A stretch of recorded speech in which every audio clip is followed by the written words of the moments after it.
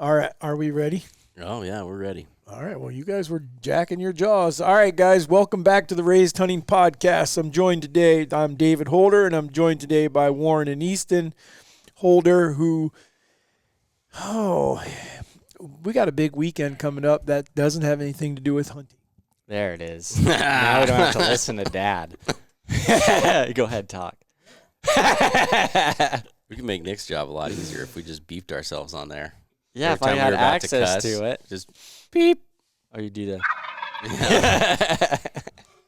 Okay, so as usual, I'll just apologize now and today seems worse than normal, but we are getting ready for all of our fans down there in Florida that are watching, or whether they might be in Denver, we're going to the Bucs-Broncos game. Yeah. To watch the Broncos get annihilated. Unfortunately, I cannot say much on that topic because I think you may be right. That's why we were able to go, because the Broncos suck so bad that their seats are super cheap. Yep. There's no Bronco fans there. Nobody's going to fly to It's Tampa also to watch them get halfway wrecked. across the country for them. So Anyhow, so that's just a little piece of information that you didn't need, but we just thought we'd share it with you. We'll be back by the time they hear this. Oh, yeah? Okay, so then we'll be able to give you the score on the next one and let you know what it's like. My only concern is I'm going to start flying to a game every weekend that one of my fantasy guys is in. Oh, my So whichever one is gosh. underperforming, I'm going to be in his ear. What the are you doing? Oh, I'm sure that number one that was on the other team about 7 years ago quit football forever. We can't tell that story on No, here. we can't. All right. Well, we are getting close to deer season. So today we're going to be talking a little bit about deer season and about some of the gear. We've had a couple people, more than one actually, that wrote in. Some has specifically asked about archery gear. Some have said just hunting gear in general, tree stands, blinds. And so we got some ideas on some things to bring up today. So I'll turn it over to Warren so that he can get started on all the reviews and people that have commented and things like that. Okay, Apple folks. I don't know what got into you, but you guys are the apple of my eye this week. Oh, my gosh. You sound They are like your just father. flying. Appreciate you guys on Apple kicking it up a notch. Tonto said, awesome podcast. Started listening on the Alaska episode and really enjoyed it. Just bought some Knox, and I talked to my brother-in-law into buying some as well. Keep up the awesome work. We appreciate you. Arlo Eagle 1. That is a sick username. Arlo Eagle 1. All right, Arlo Eagle 1. This podcast is one of the few I find myself coming back to every episode. The stories and information are awesome, but what I like the most is listening to a father and his sons. Those moments when you guys stray away from the topic and start razzing on each other or picking each other up after a failed hunt or the ladder of a successful hunt. You can feel the bonds that you guys have for one another. It's refreshing. I grew up hunting with my dad and my grandfather, and listening to you guys reminds me so much of how our deer camps would go. You guys are real, not just industry boys repping products or outfitters. Thank you for putting out awesome episodes. You the man. I like that guy. Arlo Eagle 1. You can't not be a badass with that name. Too bad that you guys are adopted. You are a brave man. So were we That adopted? he chose to have us. I was an accident. Cody A85. Really enjoyed this episode. I used to watch hunting shows in my younger years, wishing I could do that for a living. I still wish that some days, but now I just record and make my own content that I just watch with my kids and no one else. They enjoy it. It is a great way to remember all the memories made with my kids in the woods. J Slocum 16. He said, what a great podcast. Love the content. Chris Lewis Jr. He said, scents have arrived. Just want to start off by saying that the podcasts and videos, I think he meant that I love the podcasts and videos. Been hunting since I was a teenager. Only been serious about bow hunting for a few years. My first bow kill was a big old fox squirrel. But my first deer with a bow, my biggest buck to date, was in 21, a 132-inch 10-pointer, followed by a doe the next day, and I've had zero interest in taking one with a rifle since then. Chasing a good mature 8 this year that will make my 10 look like a midget. I love midgets. Just got my scrape king in. Super stoked to see the results. I'm a little late given the seasons here in Missouri starts in 3 days, but better late than never. I want to get some knocks, but I run the gold tips and need to find spacers to make them snug. Use some dental floss. Good luck to y'all this season. Ready for the coming months. Keep it going, fellas. And our boy Nick Knott said, interested to get y'all's take on this. I had a doe on camera last fall that was about the size of a lab. Very tiny, and she only had 3 legs. She's completely missing one of her rear legs, almost like a birth defect where one never formed. She survived in the winter and is looking a lot healthier this year. I look at it as that she has survived all odds already by surviving the winter and coyotes up to this point. Should I be the one to take her if given the opportunity? I'd shoot her, Nick. That's just me. Absolutely no remorse. Well, I need a doe tag, and if she walks by, it's a doe. I'm all for Warren shooting her, because then that kid's even behind, because she won't, with only 3 legs and the size of a lab, she's not going to weigh very much. So I'm going for 5 this year. All right, let's hop over to our YouTube dudes real quick. Makes it feel any better. I would contemplate passing it, but probably not. I don't know. Devo Yoder 5631 says, love the podcast, always great info, always a 10 out of 10 podcast, and perfect timing. Just got a new piece for bow hunting property, hoping to get some race scents out this week and get my tags, and waiting on October to get here. Brian Sheffield said, another great episode. I hunt in southwest Iowa, and the area I hunt is a natural pinch point between an ag field and a wooded area.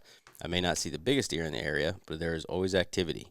Eric Robards 1209 said, another great one, guys. Our CRP has been amazing bedding for us, and when it comes to funnels, fence rows, and creek beds are some of the best funnels. William Ayers SP4TT, another great episode, guys. I'm going to have these memorized pretty soon. Dean Winkle 5699 says, you guys are funny. You raised some good young men. Well done. See? He's in our discussion group. Yeah? There's a lot of them in there. Yeah, there is. There's a crap pile of you guys in there. So which good is job. Awesome. I'm working on it. Adam Schronk 3620 said, great podcast as usual. I'm good with the airing of grievances for the first 10 minutes or so. Keeps it real, it's funny, and I got long drives. And then B&B Custom Game Calls. Love these podcasts. Season is getting close. And getting close, less than 2 weeks here. Best podcast on any platform. Then Colton Gibson said, pillows and blankets. They're laughing. Sent me great podcast guide. That came from Dad's joke. And then here's a really good one. Tyler Cagle. He says, simple solution to end the argument between you 3 on the bedding areas. Who's killed more Pope and Young or Booners? That person is right. The rest of y'all listen to him. Pope and Young would be him. Booners would be you. I think Booners trumps Pope and Youngs. Well, he said Pope and Youngs or Booners. I don't think so. I think that quantity would be up there. Would say that you have consistency. Quantity of Booners. Quantity of Pope and Young caliber deer. Out of your, 5 Booners? Well, the 6? 5. Out of your 5 Booners, he probably has 30 or 40 Pope and Young. He's also in his 50s. Yeah, well. Haven't had as much time. I also didn't hunt anywhere that had a Boone and Crockett kind of deer till 10 years ago, 12 years ago. Well, it sounds like we're on an even playing field then. And you're losing. I'm winning. I'm losing hard then. I've been here for 10 years still. Goose egg. You've killed several Pope and Young. Oh, yeah. Just not Boone and Crockett kind of deer. All right. What are we covering? I have something to talk about real quick with a podcast guest. Okay. This is awful. This'll I'm sure made some arguments if I'm not mistaken. I don't know for sure, but one of our boys, Jake, I was on Lee. Yes. Okay. He had texted me about something. I don't remember what it was. I'm really bad about answering my text messages. And so I realized I didn't answer him, and the other day I called him real quick. I was like, I got a minute. I'll just call him and figure out what he's wanting. And he answers all kind of like quiet, And I'm like, hey, this is a good time to talk? He goes, well, I mean, I'm at the doctor, like with a baby or whatever. I was like, oh, I gotcha. Well, I can call you back later if you want. He goes, oh, no, you're good. I was going to just ask you a couple things about rub trees or whatever. And then at the end of it, I get to thinking about it. He had his wife just gave birth to a baby. And he is holding his newborn baby, asking me about freaking rub trees. I cannot imagine the conversation that was had after that. Well, maybe she wasn't there. Maybe she was in with the doctor. Yeah, let's hope his wife doesn't know Oh, that part. that one. Oh, I Except was she like, just aired it out right on the podcast, but that was freaking hilarious. that is pretty funny. That's like, you know what? At least he's got his priorities right. That's I'm right. in. So, anyways. Rub trees number 1, babies number 2. Yep. We also better give Quentin a shout out. Oh, yeah, Quentin. I'm sorry, man. We can't use it.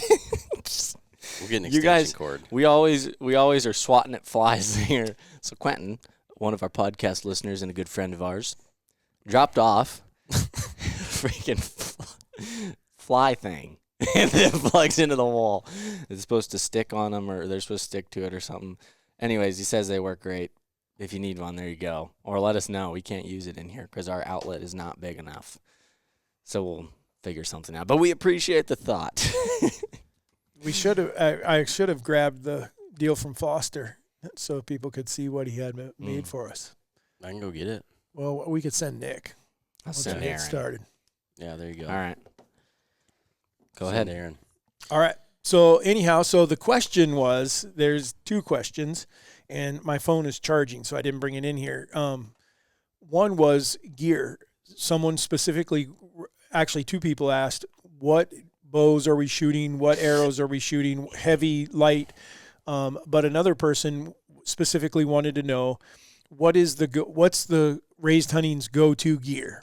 And meaning, and tree stands or ground blinds, and I don't know that they're asking like particular manufacturer, just what do we like, so we can kind of talk about different things we use, because honestly we use like everything. Well, let's do it this way. I think everybody likes when we try to give them some sort of information. Sure. So what gear to us maybe is the most imperative to being lethal in the woods? Well, I had written a note that said there's a difference between what you need and what you want. Right. Okay, so let's talk about equipment, which is what you're saying, but what do you need? What do you got to have this hunting season with you to go? And let's hold it to whitetails. Okay. Just that way it doesn't get too... We're doing like the absolute necessities. Yeah. You need a bow, an arrow, whatever you use to release your bow, and then some form to hunt them, a license, a tag, and a pair of shoes, unless you want to go barefoot. Should we give ourselves a budget? We need a... So let's say that... $10 million. No, let's say you get $3,000, and we get to spend that $3,000 on the podcast. I would like to go more because I'd like to spend a little bit more on my bow. So let's go $4,000. All of your... I'm going to eBay and buy a used bow. Yeah. See, I'm not. $4,000? Well, because if you start thinking about it, the bow right there, you're gonna be at $2,000. I can find my setup for $500. Yep, me too. I could find one, but I would say, in my opinion, a bow is super. Not just a bow, but a bow that I'm shooting really well and that I'm extremely confident in. To me, is the number one thing. That's my number one most important thing, because that way, I know that I'm 100% confident in my ability when I do get an opportunity. So how do you pick out a bow? You go shoot them all. And where do you, go to that is what I guess I have told people forever is, if you're new to bow hunting or you're just looking, you haven't bought a bow in a long time and you want to decide you want to change, you need to go to an archery shop that carries multiple manufacturers. And you need to just not look at price, not look at anything, just ask them to set up a bow with your draw length and draw weight, shoot them and see which one you end up with. You'd be surprised that a lot of times you wouldn't end up with the most expensive one. Depending on the size of the shop, you may have to go to multiple too. If you're going to want to try to shoot multiple, some of them only carry 1 or 2 brands, but I think what you're looking for is a preference, 100%. Because I can tell you right now, a lot of guys will shoot certain bows that I can't shoot for crap, but they like them. So if it works for you, it works for you. But that's the whole point. Your biggest tip, I think, the best part about that is hide the price tag. Yeah. Go shoot them all. Don't look at the price tag and figure out which one you like the most. And don't be justified by that. And then the other part that I would add to that is, once you figure out the one you like, then go see if you can find that sucker used, because the bow is like a truck. When you drive it off the lot, whoosh, the price goes down. But you have to be very careful buying those that someone hasn't dry fired the bow, not if selling you shoot a a Matthews, a cracked limb or something like that. Why? their turnaround freaking time on every Matthews shooter is like they just swap and swap and swap. You'll get $100 off of a freaking brand new bow. Stupid. Their price does not drop at all. So if you wanted to make an investment, go buy one of those, and then I'm sure somebody else will go buy it for pretty much the same price you bought it for. Okay. But they're switching every year. So I don't recommend. So there's certain things you have. So you got to have a bow. You got to have arrows. Don't have to have a sight, but you probably are better off with one and a release and things like that. You're going to shoot better. I mean. So are they wanting to know though, like what we're using, how we're using it, this to try to get close to animals, trying to? Is there any more definition to the question? It was more what's the raised hunting crew using for gear? You know, Then we need to tell them what we're doing, what each one of us is shooting, using. Okay. So is that, when you say gear, is that what bows we're shooting, sights, everything We've already else? done that in a lot of videos, but I think you do that real quick. I'll just cover it because we're all a little different, but there's not anything all that extravagant about it. But for you, nerds that like all the details and stuff. Gear junkies, we can give you that so that you have a reference as to what we do. Should I go first? Sure. I am shooting a Matthews Phase 4 only because I couldn't find a I always say it backwards, V3X, left-handed. But I like it. I shoot it pretty well. It's a longer axle to axle. That's something I look for with I have a 29.5-inch draw length, so I don't shoot anything under 33. Maybe a 32, but having longer axle to axle is much more beneficial for you taller guys, especially if you have a longer draw length. I'm shooting 75 pounds in that thing because I can, and it's like feels like it's 70. It's actually pretty impressive. It doesn't feel any different. And then our stabilizers, I've got like I'd have to look again. I think it's a 6-inch front bar, a Bee Stinger micro hunter. Yeah, that's right. And then like an 8-inch back bar. And my sight is an Anchor, but it's a good sight. It's a Trophy Ridge React Digital Trio. And that does not mean it range finds. All it does is tells me what sight or what number pin I am using. So for all of you that sees digital and thinks, oh, it range finds for you, must be easy. It does not range find for me. It just, honestly, I wish it wasn't digital, but that's the only 3-pin they have left-handed. So, and then a ripcord. Drop away rest. It's the Ace, whatever they're, one of the latest ones that's micro. Yeah. Oh, and then the release. I shoot 2 releases. I shoot the Onyx hinge by Stan when I'm not hunting, and then I shoot the Onyx thumb when I am hunting, and I set them up identical so that they feel the same. You could throw me either one of them, and they'll both hit pretty much exactly the same. What arrows?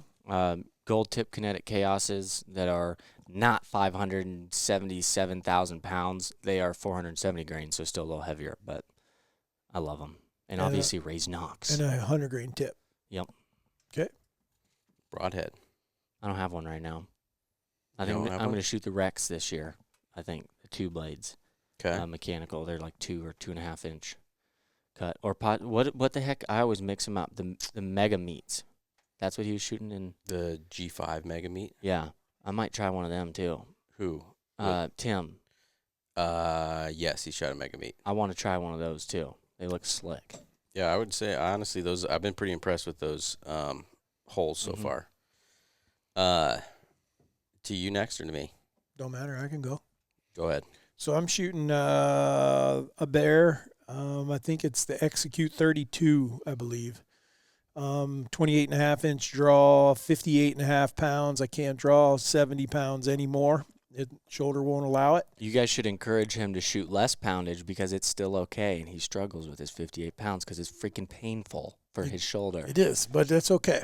I'm shooting a drop-away rest. I can't remember whether I have the ripcord or the Trophy Ridge one on there. You have the Trophy Ridge one. I think it's the Trophy Ridge. And then I shoot the 5-pin Trophy Ridge React. No movable pin. I mean, they're all adjustable, but I don't have a floater or anything like that.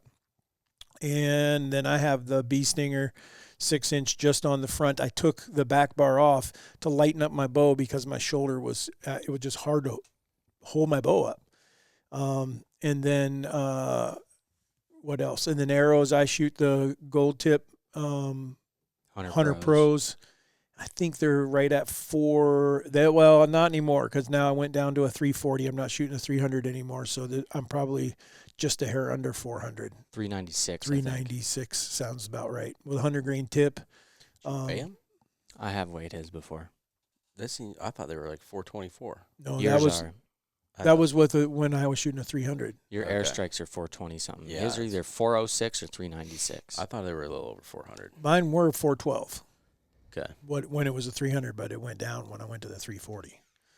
And then broadhead wise, I'm shooting the Rocket 3-blade. I believe it's called, is it Mega Meat? Yeah, that one's the Meat Seeker. Meat Seeker. That's what it is. I get those two mixed up. Yeah, Meat Seeker. And I liked it. I shot one of the Bomars, what's that called again? The Beast last year, and I had no issues with that either, but it's just a 2-blade. I like the 3 blades with a chiseled tip on the front of an expandable broadhead. But, I mean, so I don't have a specific one that I'm like, ooh, this is the one I got to shoot. But that's what the other night when I was looking at what I was going to be shooting, that's what I have a bunch of them. And I got a lot of doe tags. Yeah.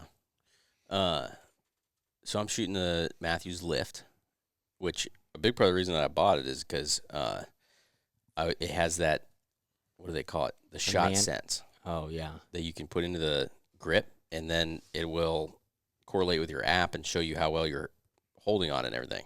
But Did you even get that yet? No, because it shoots so well.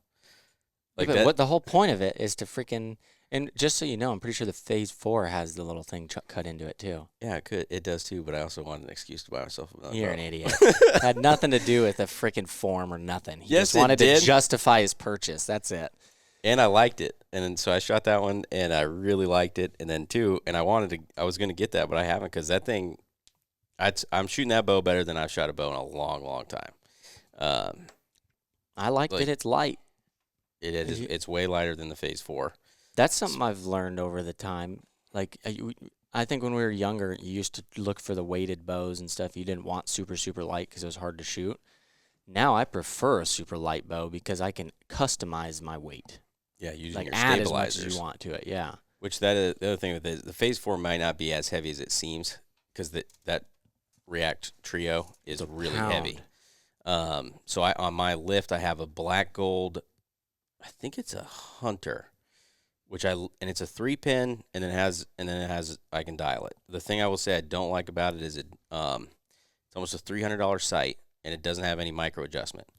And I wouldn't air them out, but they didn't answer my Instagram DM, so I will now. And they make it very difficult to order one where you can get micro adjustment on it. And so now, like, in my opinion, a $300 sight should have micro adjustment on your. Is there no way to message elevation them through their website? No, that's why I did it on Instagram. I was gonna say we would always yell about sending a DM for business. Yeah, but when I try to go on your website too, and there's no other way. Because then I wanted to order one. They have one that's called like the Ascent or something. It's basically the exact same site, but then you can get it to where it's micro adjustment, but it had 19 thousandths pins. I like 10 thousandths pins, and so that's why I messaged them because I wanted 10 thousandths pins, but then the micro adjustment. Other than that, though, I love the site. I really like the site. It's got that little chamber thing on it, which I thought was the coolest thing as little kids because we used to shoot black gold when we were little kids, and it basically lets more light in or it dims it when it's too bright so that the pins stay clear. Yes. Yeah. That's still under patent. I don't know, but I know nobody else has done it on their site. Holy cow. The rest is, I think it's the QAD Integrate or whatever. I'm shooting one of the QAD dropways. Old B's Crispy's grip. I really do like Crispy's grip. I think it helps me be a lot more consistent with my grip. The micro hex stabilizers from Bee Stinger, which I really like those. They are slick. Yeah, they're freaking sweet. Carter RX1 index release. 17 years old. It is 17 years Still old, kicking. but it is freaking awesome. One hook replacement, and that was it. Yeah. Because I ripped through my D-loops I saved Lake Pickle the other day. He had that happening? He posted on his story, he's like, somebody please help me. He's like, I'm going through my D-loops in no time. I messaged him, was like, how many shots? He's like, probably 100. I said, you have a burr in your release. I said, you just got a new release, didn't you? He's like, yes. How'd you know that? And I'm like, because I had the same thing. Yep. And yes, if you guys have that happening, yeah, what happens? There's just a little metal burr in the hook that catches on your D-loop. If you're cruising through D-loops, like your D-loop is breaking time and time again, that is something that is very rare in my opinion, but a pain in the butt to figure out if you haven't done it before. If you're getting less than 500 arrows, maybe even 1,000 out of a D-loop, then you got a problem. Either you don't know how to tie it, or somebody doesn't know how to tie it, or... Well, it wasn't that it was coming untied. Rips. I was going to say it's cutting it in the center of it. Yep. And then I'm shooting gold tip airstrikes that are, according to Easton, about 424 grains, which I think is right, which I've loved those so far. And then I'm shooting the Beast broadhead. And I really, regardless of how you feel about the Bomars, I really like that broadhead so far. I won't tell him too much about it, because the results so far, well, he already knows on BG. BG, it was pretty impressive, the amount of blood. And then my antelope, his entrails came out of him immediately, and it put a huge gash in him. That part I haven't told Josh about, because I know he'll be calling me, hey, let me get that clip. Let me get that clip. So, but the performance of them, they fly super good. I really like the fact that you could hit bone and that blade is going to move. I think it's going to help you from deflection. Actually, on my antelope, that might have even played somewhat of a factor there, because if you can watch the video, and I didn't realize he picked his back leg up, and I actually caught his leg, and that blade just kicked back, and so the arrow still went right where I was aiming. So that's my bow setup. Now I would say that let's talk about some of the big things that, what we're getting ready for right now, gear-wise, like the things that you're thinking about, the things that you will be putting in your pack, the things you won't be, the wasted money, all kinds of stuff. Because I know I have one right now that I was just strolling around the office with, that you guys get a very early released tip. This will be a video on social media, because I was looking online when you go look for bow hangers and stuff, and I don't understand. I could not understand why every freaking bow hook out there, there's a few that are somewhat longer or can extend out, stuff like that. Great. They're still not built perfect in my opinion. But the vast majority are they fit the limb on them. Okay. From what I can understand, a lot of people are trying to get their bow as close to the tree as possible, I think, from what I've heard other people talking about and they've told me, and then from what other people talk about, when I read about some of these different ones. I don't understand the goal in getting your bow as close to the stand as possible. My tip in this, though, is, unfortunately, I'm probably going to drive a lot of sales to it if you guys keep doing what you've been doing every time we talk about something, but did you just catch a freaking fly with your hand? You can't prove it. I think it flew away. Anyways, get yourself something similar, the Hawk Go Gadget one. The only reason I'm even saying the name and everything of it is because it's literally the only one I can find that's similar to it. It is bulky. It is big. It folds down pretty easy. But the point of it is I can put that in the tree above me and have my bow literally set it anywhere in front of me, behind me, wherever it's comfortable. I can put it next to the tree if I want to. I can put it to my left, to my right in front of me. And the point of that is that where I expect my deer to be coming from, I place my bow in the easiest way for me to grab it right there and out of my way. And so that is less movement than me having to turn all the way around, grab my bow from the tree, do whatever, or turn the other way to get it from the tree because it came the wrong way, as opposed to me being able to stand in one spot, barely move my arms, grab my bow off the hook, and it's ready to shoot. So I don't understand the whole concept behind getting your bow as close to this tree as possible with your bow hooks. I find that to be actually counterproductive. Well, the other reason if you hunt with someone that like in us, Easton's left-handed, Warren and I are right-handed, Karen is left-handed, but we all hunt the same stand sometime. Well, you can put one of those in, and then you can move it from, you don't have to undo it. You can actually shoot, left-handed shooter can move it over to the right side, and the right-handed shooter can move it over to the left side. So it's always right where you're going to grab it. So I've been a fan of those for a long time. Yeah. What's the thought process? Like they're afraid that I'm not deer's sure going to if see the it's- bow or something, or I'm not sure if it's like trying to be just everything that is involved in you and in the stand and everything, trying to be as concealed as possible, like in the tree. I know part of the thing that is driving all of these tree or these limbs, or gosh dang, these hooks so close to the tree is saddle hunting, mobile hunting. That guys have it right in front of them and they just want to be able to grab it. And to be honest with you, in saddle hunting, I even recommend that the one I'm using even more so because I'm always in some kind of weird position. And so I want that to be able to move. Well, that could be somewhat because some of those guys are on public and they're not Strap allowed to it on. screw stuff into the tree. Yeah, but I'm talking like they make all of these that are screw in, strap on, or whatever. The vast majority of them are freaking small hooks. You knew Black he was ones, gonna, the black ones get you way out from the tree. You knew as soon as you said strap on that where he was going. Huh? Anyways, Houston's carrying around a dragon. It's 24 inches out from the tree. I can't even understand half what he's saying. I'm an idiot. All right, some of the other stuff that you like, so that would be something that you're, I mean. The one thing I would say that does concern me about that, that bow hook though, in particular, is I do think if you're not careful, you'll hit your cam on it. Like you do need to be careful because when you have it out in front of you like that, and then you go to move to the left or the right, and it's above you, it's pretty easy to run your bow into it on accident. You're setting it up. You should never have it set up to It where shouldn't be that low. Well, I'm just saying people to be mindful of it. That if it's above you like that, But you can adjust it so that, like, when I take it off, if I swing anyway, it's not in the way. right? Yeah, that to me is like it's the quickest way to get your stuff. So let's do this. Outside of your bow, 3 items that you get to take to the woods. That's it. What are you taking? And it's got to be the whole season. Well, this is something I realized about myself like yesterday or day before. I would start thinking tree stands and ground blinds and boots and binoculars and all this stuff.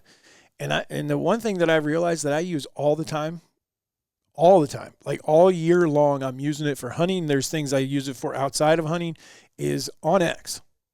It's crazy how I just all of a sudden realized how much I rely on it, until, I mean, and I hadn't thought about it till the other day, and I was looking at doing some fencing at the house, and I'm like, well, I So can we're counting measure. that as an item? I think you have to. Yeah, that's a good big one because you can do all kinds of things with it. Well, Yeah, that's fair. It's one of those things that you never knew you needed. Yeah, well, I Once mean, you get it, it's like, you know how often I look at I'll drive by something and look at a landowner. Where before you had to go get a book and go get a phone book and try to figure out. Now I can know right now. I mean, I don't even think about it. I get mark so the many deer on comments on that. Like when I'm with people that don't have Onyx, or like, for instance, Hannah's family and stuff. They've like They don't been know what it driving is. something, and they're like, "How'd you just figure out that? How do you know whose land that is? You're not from here." I'm like, "Right here, baby." Onyx. Okay, so Okay. but anyhow, That is a so good that's one. one of your 3. that would be one of my 3. What are your other 2? I think big one for me is still a ground blind. Having the right ground blind. I mean, and We're going to assume you have ground blinds and everything.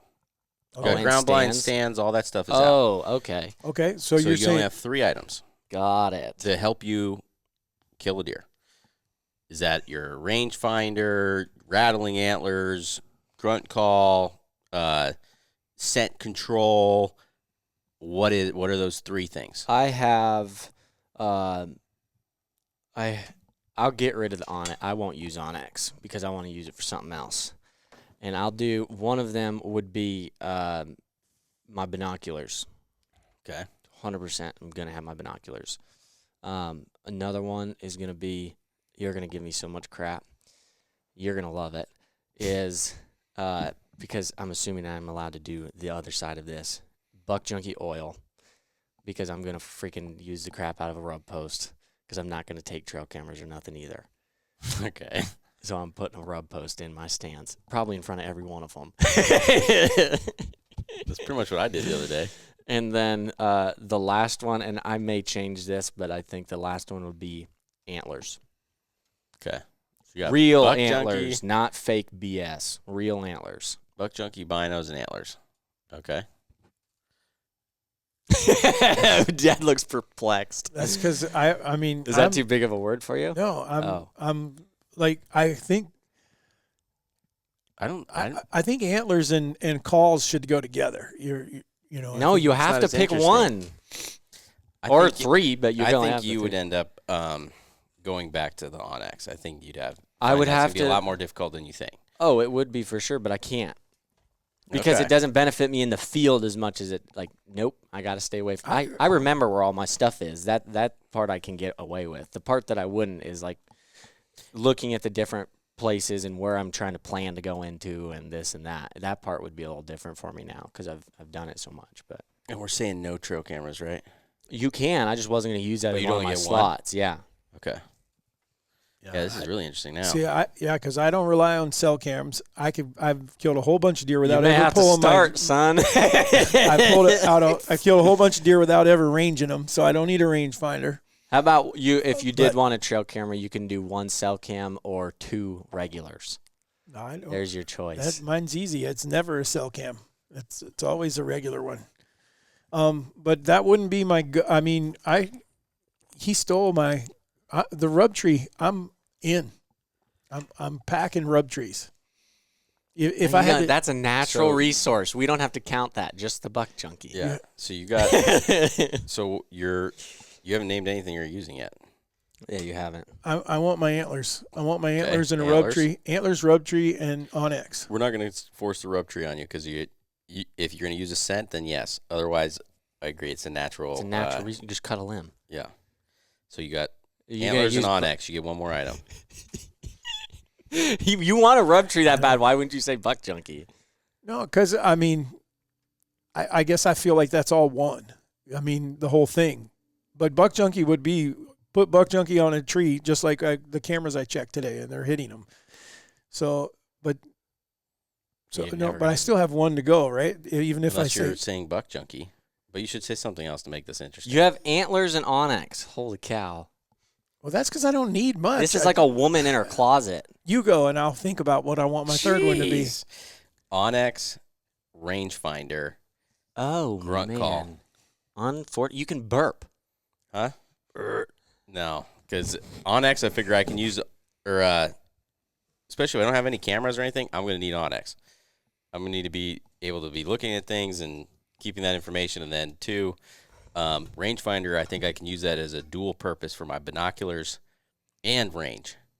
So now I can kind of do both, which I guess really, honestly, sitting in the stand, I could possibly use Onyx rangefinder if I really wanted to. I wouldn't don't know recommend that it's close. Yeah, I don't know how accurate it those, is. Because I'll see 15, 20-yard differences in where I mark myself. Yeah, that's would be my So only concern. that could be a pretty big screw up. Well, Dad's not even taking a rangefinder. Yeah. I wouldn't either. I probably don't need one, but it would just be a comfort thing where, like, if I had a deer at 35 and then mess up just because I didn't know the range, I'd be, especially a big deer. You And wouldn't take it then. All or you have to something. do is exactly what. Okay, see, some of this goes back, and then I realized because I hunted a bunch of years without one that they didn't make them. So when you got to your tree, you walked off stuff. Walked over to a tree. That one's 25. This one's 20. That one's 19. Climb up in the tree. I know, but there's other options now, and so I'd like to have my rangefinder. Yeah, but if I want to have all the equipment that This is my three Yeah, are items. you trying to convince him not to get his No, three not- things that not make at him all. successful? no, not at all. So that's what I think we'd be going with: Onyx, rangefinder, and a grunt call. That is wild. Why? I just don't. You know how to judge yardage very well, and a grunt call of all things: fart, burp, yell loudly. Like you Dude. can trick these suckers if you need to. The motorbike. Dirt bike. The dirt bike is Yeah, one that's of fair. the most consistent, impressive things that I've seen. If you bring that up, we're going to have to talk about it, or there's going to be a whole bunch of questions now that come from the dirt bike. Well, I mean, that was literally my thought, is like antlers I've had some luck with, but not like on big bucks. Snort wheeze is easy to do with your mouth. And then the dirt bike is just, it seems like that just hits deer different. Like that, if it's a worst case scenario, can't get them to do anything what I want, and I didn't have the ability to dirt bike at them, I would really be crushed. So that's why I'd want my grunt call, so I could dirt bike at them. That's wild. Now that I'm thinking about it, I was sitting there thinking maybe I shouldn't have done my antlers because I'm always pissed off because I'm sitting there, I'm freaking rattled again. I can't get anything. Yeah, but then I turn around and think I've had like 2 or 3 of my biggest deer I've killed off antler from rattling them in. Who? Hershey from 300 freaking yards away and raking every tree in between. Shot him at 7 yards. Touch. Came barreling over a fence. Shot him at 15 yards. And then there was one of my 140s. Which one? Oh, frick. I'll have to think about it. Oh, hello. Well, Brahma would have never. Nick and I would have never seen Brahma if I didn't have antlers. Yeah. Juice I rattled in 2 or 3 times. You're one. You grunted Juice in too, though. I did as well, but your 2013 or 14 buck, the beautiful 10 that he almost was at full draw on, you rattled him in. Yeah. Splits was rattled. Splits was rattled in. The wide 10 came out of the north field, walked right up the road. So antlers are number one in my book. Yeah, that made me realize how many experiences I have had with antlers that they've worked. Yeah, I will keep that one. Yeah. But I stand behind the real what's your ones. third item? I still think that my third, I mean, you say that I don't have to use the rub tree, that I get it, but you got to put it where you want it. It's tool. You're getting a bonus. Why one. are you questioning? You are an awful because I don't have another terrible one that I absolutely need. Yes, you do. You're telling me what would Onyx, be the next down on the? I don't need it the most, but I'd like to have it. The next thing probably would be my binoculars because my. You already said that, did you not? No. And because my eyes have gotten the same. But because my binoculars let me identify the deer that I can't identify as well as I used to be able to at 100 yards. I have one better for you. What? That you would write. You can't pick mine. I'm just going to tell you, and you're going to be like, oh, yeah. What? That was a good rendition. Yeah. Your handy cam instead of binoculars. Oh, yeah. I mean. Yeah. He's got a camera guy, though. I was going to say, I wasn't expecting. I was anticipating Nick, we're just going alone. Yeah. You might as well have a second angle. So, it just for people out there that are listening, what they're referring to is the fact that I don't use my binoculars as often anymore as I use. I'll grab my binoculars when I'm driving down the road if I see a deer off the road, but immediately I got a handy cam in my hand and I'm putting it out the window and I'm filming the deer more than looking at them through the binoculars, because what happens is inevitably I get to the office and these guys are like, what buck did you see? Did he have a kicker on the right side or the left side, or did he have this or that? I don't know. I can't remember. So I just film them. Yeah, and then we're questioning which one it is, too, because it looks like... It does not. We have so much footage. It doesn't do anybody any good at that point. Most of the time he's on their eyeball. It's not television footage. It's just footage to identify the deer. So they can say whatever they want. Thank God we can go frame by frame. I take Dramamine before I look at it. Yeah. Okay, now I got another one. Can't have another one. No. It's I got over. another We're fun done. scenario. Oh. 3 items that are popular that somebody would have to pay you, and they'd have to pay you a pile to take them into the woods. Oh, man. 3 items that someone would have to pay me to take in the woods. Meaning, or to use. That's stupid, because I know 2 of yours. What? Scent control as a whole. That one, absolutely. But I was also going to say like an ozonics unit or something. So I didn't know if that counted as 2. No, that's the same one. Scent control. Yeah. Ozonics, I think there's actually some validity to Ozonics. I like their old ones. Yes, I agree with that. So scent control would be one of mine for sure. 3 things. I feel like I'm always...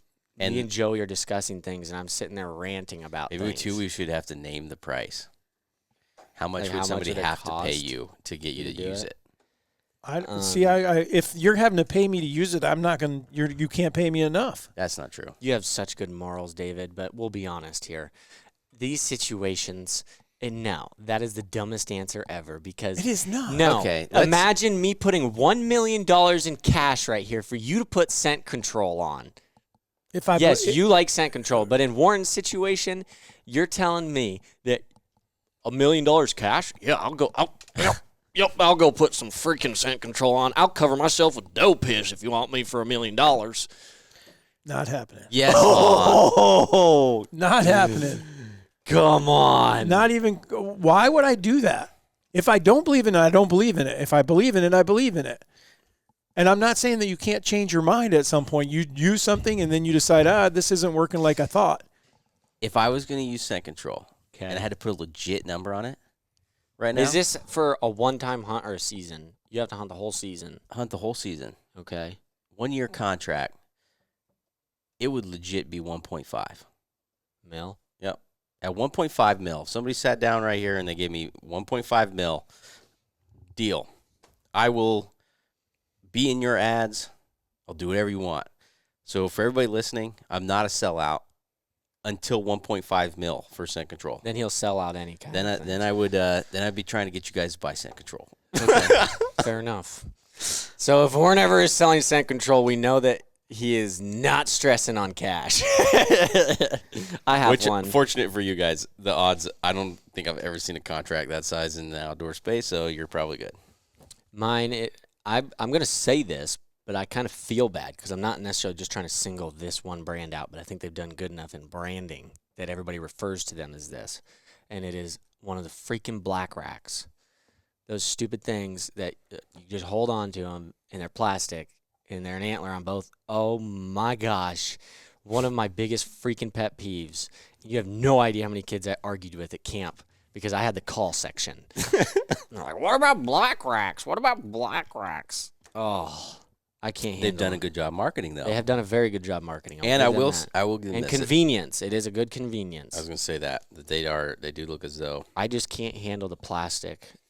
My next one would be Not decoys. real. But see, I've actually rattled deer in not with the black racks. Primos used to make their own. Yeah, I know. I wouldn't touch them either. And the only problem that I had with them was that they broke when they got really cold. If it was really cold because of their plastic or acrylic or whatever it is, and it would snap. But other than that, I rattled a lot of deer in with them. Antlers, for me, are like your answer to scent control. Like, you know some of it may not work incredibly well or whatever, but it makes you feel better. I cannot handle the sound of freaking plastic banging together and trying to act like I'm a deer. Can't handle it. I'm using real bone every time. I don't know the deer would care that much. I don't think they do either, but it makes me feel better. And I can't handle listening to plastic clanking around when I'm in the middle of nature. Okay. So what's one thing someone's got to pay you? Not some money, a ton. See, I don't. It would mean anything you don't want to take in the woods.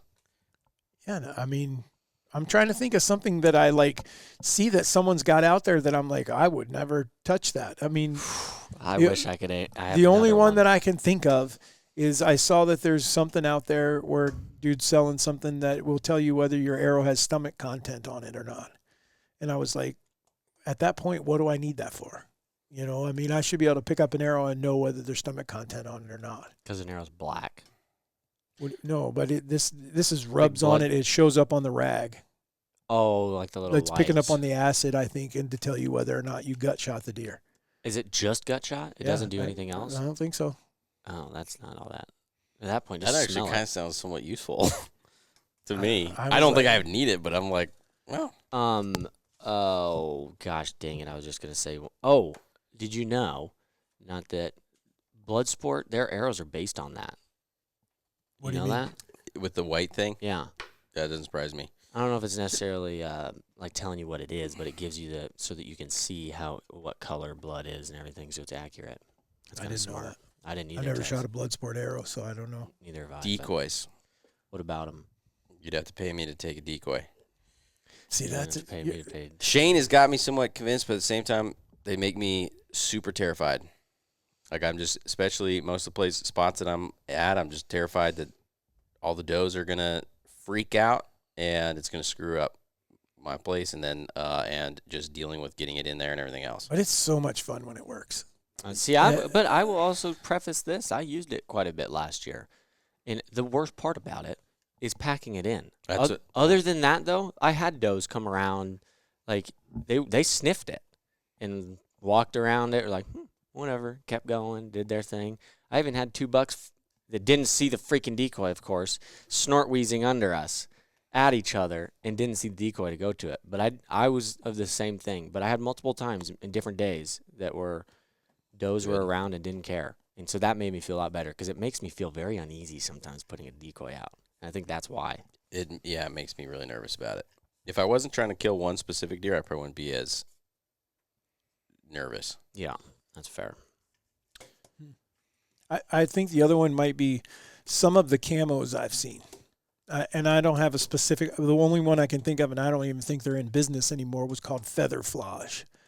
But there's just been a lot of things that have come out that, like, people are like, oh, this is going to be like the greatest camo ever. And it's just another camo, you know? And so you end up with all these different camos. And so there's certain ones that I would be like, nah, I'm not interested. I have 2 or 3 others. I just don't know how I'm supposed to say them. Oh, God. Well, they're freaking, like, they're specific to a company, and I don't want to be trashing people. Yeah. Okay.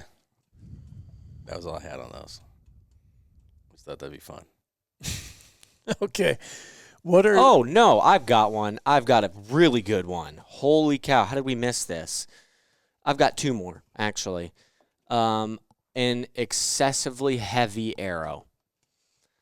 Like 550 plus grains, probably more than like 525 grains.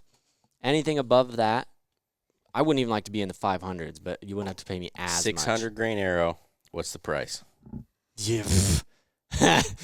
Oh, boy. 600 grain arrow with a single bevel fixed. No, that was my next one, was a single bevel broadhead.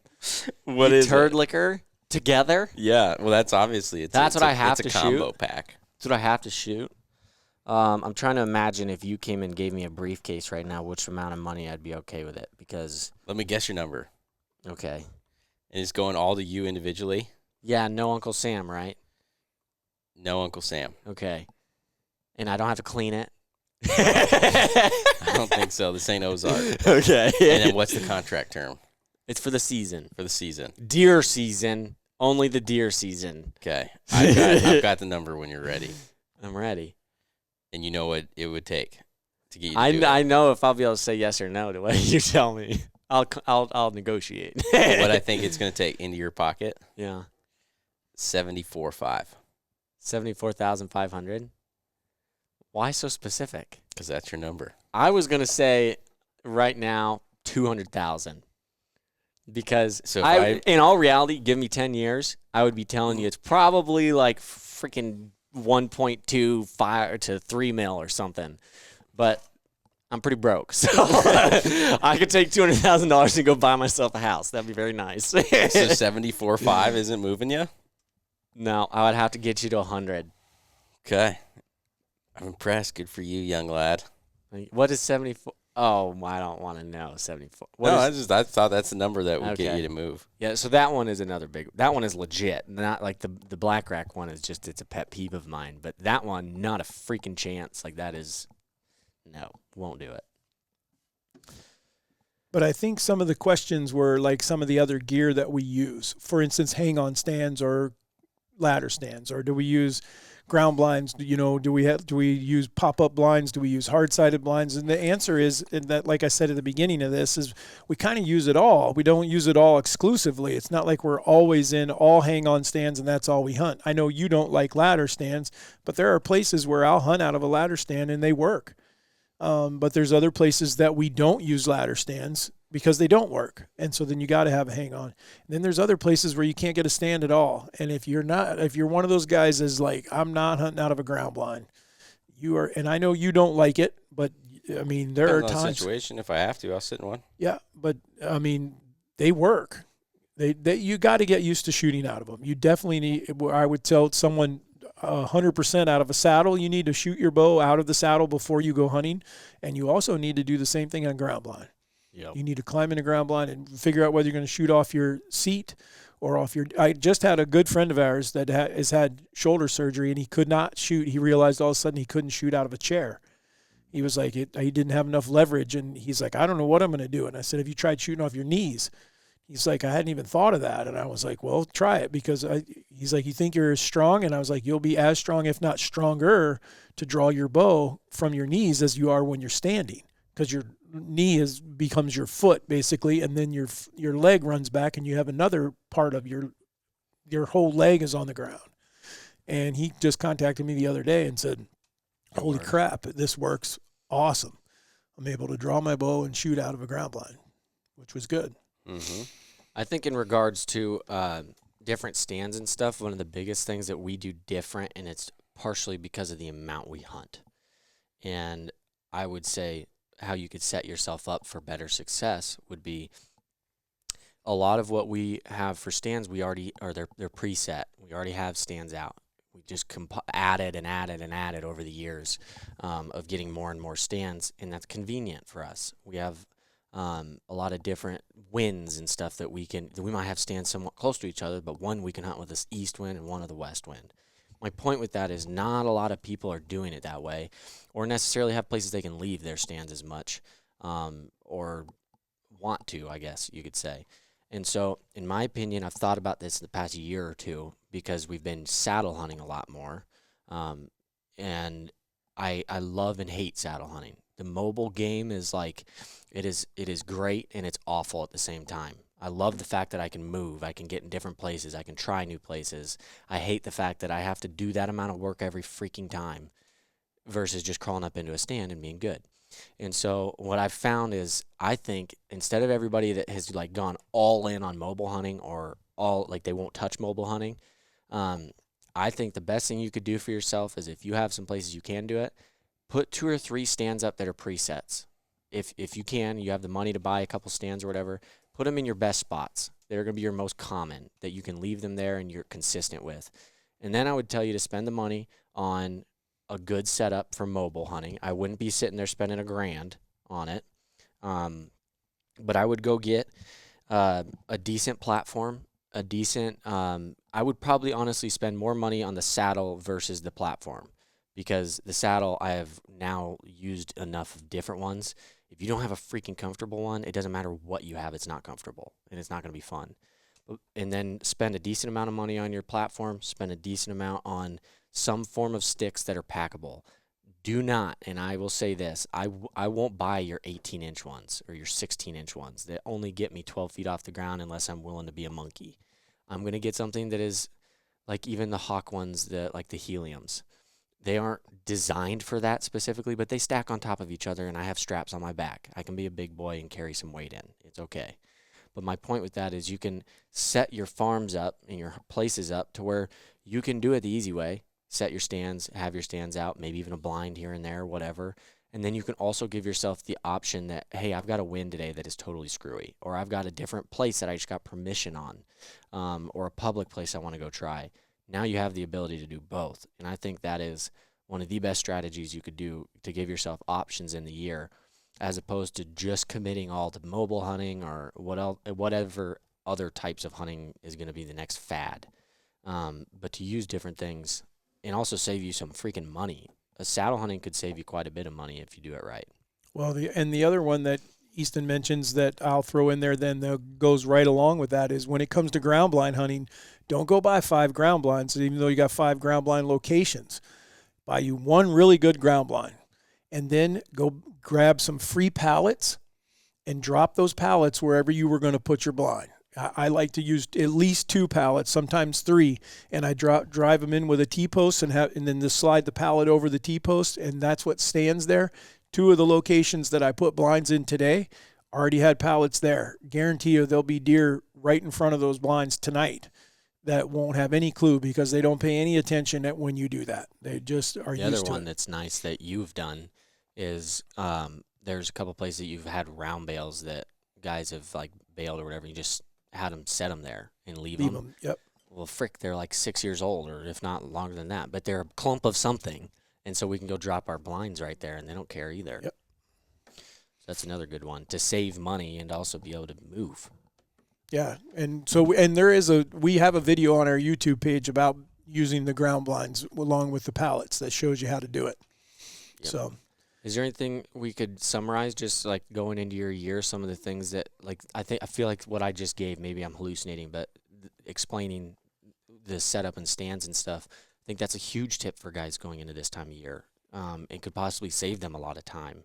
Absolutely. And also help them prepare. But is there some other things going into the year that we feel like could be beneficial? Like, I know we could go way deep into clothing and stuff, but we don't need to go into in depth. But is there anything that you're like? No, I mean, for us, like Easton said, a lot of our setups are set, but the things that I still carry in my pack all the time is an extra rope, is an extra bow hanger, or extra pack hanger or something like that in case someone took one out of the tree or it broke, or always have an extra one. Check all your stuff before you climb in the trees if you're leaving stuff out year after year and things like that. Make sure you're safe before everything else. And then the other one, I like even more than the single stick, is the stackable sticks that allow me to go 20 feet in the air and then put the stands on. The only downside to them, in my opinion, is hanging your stands, because the stick can sometimes get in the way of putting those stands in. But, oh, man, they're nice. But they're so much nicer when it comes to climbing up. And there's no kicking out or anything like that. You know a good tip for that, right? Leave the top section off. You can do that. Leave the top section off, get everything set, make sure you have your harness on, and then when you get all your stands set, then put the top section on, because then you can step back down into your stance. Yep. So those are some of the things, and like I said, the majority of our stands are hang-on stands. That's where we go first, but we do have some ladder stands. Ladder stands have been anywhere from 12 to 20 feet. X stand, I assume they're still making a stand, in my opinion, still makes the safest ladder stand. That's the one that has the jaws that you lean it up against there and you pull down on these two cables and it clamps on the tree. Then you don't get any of that crazy when you got to climb up the tree the first time, like, oh boy. So those are huge. Ground blinds, again, I'm a double bull fanatic, only because I've tried so many and they just don't last, and the double bulls last. Yeah. And then They still have their lifetime warranty on them? They do. It's limited lifetime, but I mean, you send it in and they'll get it. They'll fix it. Yeah, we could prove that one. Dad has some freaking blinds that are double bulls that literally look like they're almost white because they're so faded from using them for so much and for so many years, like probably 15 years, if not longer than that. Probably more than that. Yeah, probably closer to 20. So, and then bow hangers in the blinds, there isn't a really good one. Nope. There's no one's making the best one, but I like ones that go on the wall. I don't like things that stick in the ground. Other than that, Warren, you got a wacky fact for today? What are you doing, Christo? I do.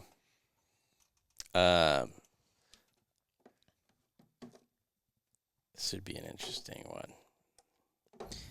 Male horseflies can fly up to 90 miles an hour. I was instructed to do that by a podcast listener. Yeah, who? Jake. He said, make sure you give Warren a red button right away. I'm going to start pronouncing his name just Jake Duh. Yeah, Jake Duh. So what did you say?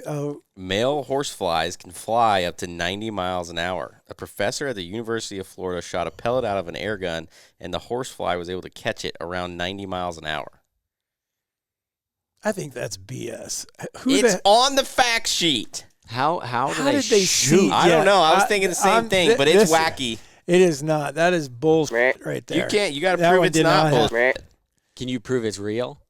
Yeah, maybe later. Sadly, there's another common similarity between ants and humans: slavery. Yeah. Certain species called slave ants capture ants from other colonies and then force them to work for them. That is incredible. That's freaking crazy. How are they that smart? I don't know, because here's the other thing. Not saying that slavery is a good thing. I'm just saying, how does an ant think to go steal one from another colony and use them? Well, here's the other thing that's interesting about it. What do ants, humans, and crows all have in common? What is it? Ants, humans, and crows? The size of their brain compared to their body. No. It's how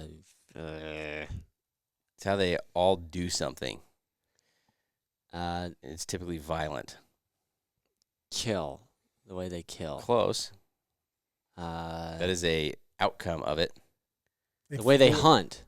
Combat. Yes. Oh. They are the only 3 species that fight their battles in formations. So I guess crows and ants. I knew that about the ants. Crows, I'm a little scared to see that. Well, They're already creepy. like as I it told, were you guys around when I was telling you about the video out there of the magpie that drops the rock in the bottle to raise the water level so you can get a drink? Oh my gosh. I think so. That's right up there with the crows. The magpie is in the same kind of thing. But this bird is filmed. The bottle's laying on its side, water in the bottle. He's drinking out of the inside with his beak in the inside of the bottle, and then he gets where he can't get it. So he goes and gets a rock and puts the rock in the bottle, raises the water level, and continues to drink. That's pretty impressive. That's freaking crazy impressive. Here's one more. Termites eat more when listening to rock music. I did a study on that, didn't they? It says, okay, we weren't able to confirm this 100%, but it appears that the vibrational frequencies affect termites' eating habits, and that frequencies with rock music increases those habits. Interesting. That's kind of like the whole plant one where you give them like soft music and they'll grow better. So, yeah, so you got them and you got termites listening to Rob Zombie. I have one. I have one for you. It's either crows or ravens. I think they've eventually proven this, that there are times, I want to say it's a crow, but I know ravens are a little more independent, that whichever one it is, if they come into contact or have some form of where they've interacted with a younger wolf, a lot of times those two will recognize each other for the rest of their life, and the crow will actually stay, or raven, whichever one it is, will stay near that one wolf because they know that, number one, the crow will find things, and number two, the wolf, when he kills something, the crow gets his seconds basically, or can go pick off the carcass. But they've proven that specific ones have stayed together for extended periods of time. That they're working together. And that's in studies? The studies is that they recognize the faces. Like the crows can recognize faces, and that the wolf and the crow will actually recognize each other. I believe that, but the crow stays with them, with the wolf? Not all the time. That's what I'd have to reread the study thing on it again, because it used to be a myth, and then they actually proved some of it. But they'll actually stay with them, not like they're freaking riding on their back, but like they'll fly in the same directions and stay near them. Interesting. I don't know. That it? Arduous. Yeah. All right, guys. That is it for today's Raised Hunting Podcast. We will see you guys next week. Don't forget, if you guys are looking for scents, if you're looking for dog supplements, or if you're looking for nocks for the end of your arrows, because the season is coming and you want to light up the end of your arrows so you can see where it goes. Just like the red blood trail you want to light up in the woods. Yeah. Had to ruin it, didn't you? I made it better. Okay. Anyhow, all that can be found at raisedhunting.com. We appreciate you guys, and hopefully today helps with some of the gear that we're using. I'm not saying that you got to go get what we're using, but it might give you some thought process on if you were thinking one way or the other, you might lean farther in or farther out. So, all right, we are Raised Hunting, and we are out of here. See you next week. Bye-bye.